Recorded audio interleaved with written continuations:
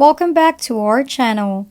For today's topic, I'll be tackling about how you can rejoin a Discord server you've previously left.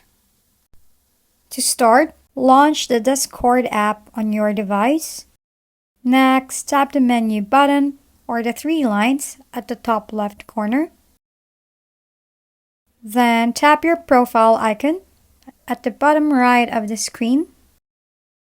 Choose Privacy and Safety. And then scroll down until you reach the bottom part. Under the Request All of My Data, tap Request Data. Note that it may take up to 30 days before they can send you your data to your email that are connected to your Discord. Just simply wait, and then it will show all of your data regarding your Discord, including your server history. Now, when you see your server history, you can use it to rejoin a Discord server you have left. Another way for you to rejoin is through acquiring a new invitation from a member of that server.